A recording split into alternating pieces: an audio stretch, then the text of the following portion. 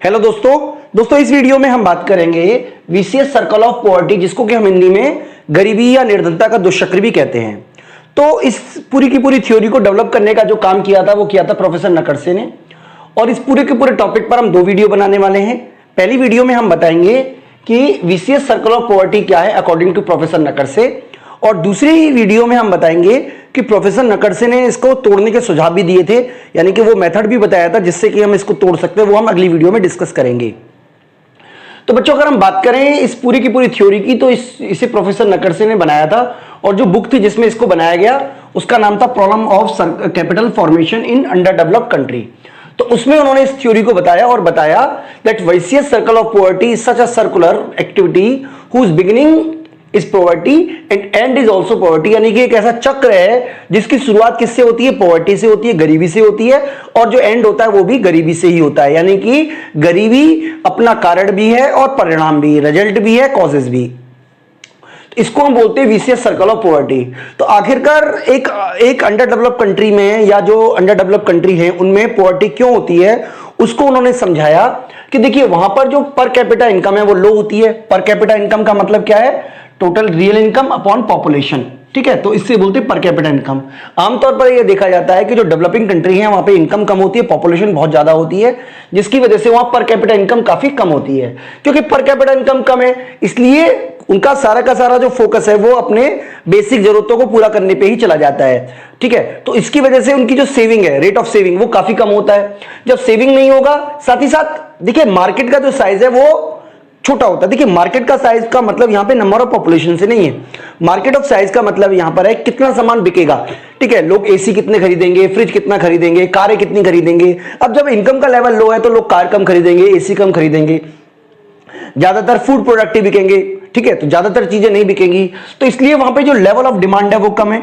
क्योंकि level of demand कम है इसलिए इंड्यूस्ड इन्वेस्टमेंट नहीं आता। लोग चाहते हैं कि भाई वो फैक्ट्री लगाएं कारों की, लेकिन कार बिकी नहीं रही है क्योंकि मार्केट में क्योंकि इनकम का लेवल कम है। या वो चाहते हैं मान लीजिए कोई कॉटेज बनाना हिल स्टेशन पे, लेकिन लोग पर्यटन करते ही नहीं है क्योंकि इनकम का लेवल कम है। तो मार्केट के साइज का मतलब यहां पर है कि लोग खर्च करें। इनकम कम होने की वजह से चाहे पॉपुलेशन ज्यादा हो, लेकिन अगर कोई खर्चा ही नहीं करेगा तो साइज ऑफ मार्केट जो है वो छोटी हो जाएगी, ठीक है।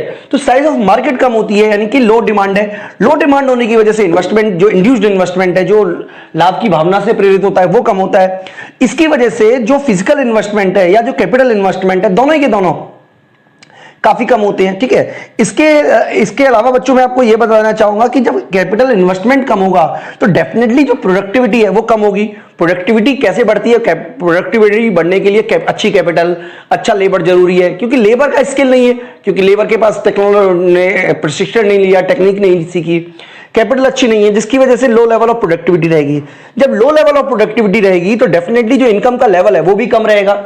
इनकम का लेवल कम कैसे रहेगा? क्योंकि देखिए यहां पर ये समझाने की कोशिश की जा रही है क्योंकि प्रोडक्टिविटी कम है। क्योंकि प्रोडक्टिविटी कम है इसका मतलब ये हुआ कि वो कम प्रोडक्शन कर पाएंगे, इसलिए जो इनकम का लेवल है वो कम रहेगा। और इनकम का लेवल कम रहने की वजह से फिर से वही चक्र चलता रहेगा और दिस कॉजेज पॉवर्टी, इसकी वजह से क्या होगा? पॉवर्टी रहेगी। तो नकड़से ने इस पूरी की पूरी इकोनॉमी की तुलना उस आदमी से की जिसके पास खाने के लिए पर्याप्त भोजन नहीं है। तो डेफिनेटली अगर उसके पास पर्याप्त न्यूट्रिशन नहीं है, उसके पास अच्छी फूड ग्रेन नहीं है, तो डेफिनेटली उसकी जो हेल्थ है वो कमजोर होगी, और हेल्थ कमजोर होने की वजह से वो कम काम कर पाएगा। जब वो कम काम करेगा तो कम पैसे कमाएगा, कम पैसे कमाएगा तो अच्छा खाना नहीं खा पाएगा। यानी कि उसी तरीके से एक इकोनॉमी के पास में पर कैपिटा इनकम लो होने की वजह से ही पर कैपिटा इनकम लो होती है, और उसकी वजह से वो गरीब की चक्र में फंसा रहता है। तो निकड़से ने इसके दो साइड बताए, यानी कि उन्होंने बताया कि जो ये सर्कुलर ऑफ पॉवर्टी उसके दो साइड है, यानी कि दो पक्ष है उसके। एक तो डिमांड साइड है, दूसरा सप्लाई साइड है। सॉरी, सप्लाई इधर है, डिमांड उधर है।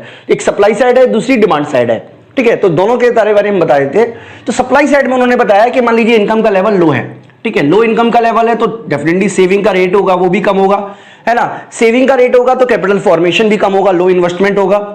लो इन्वेस्टमेंट होगा तो लो प्रोडक्शन होगा, लो प्रोडक्शन होगा तो लो इनकम होगी।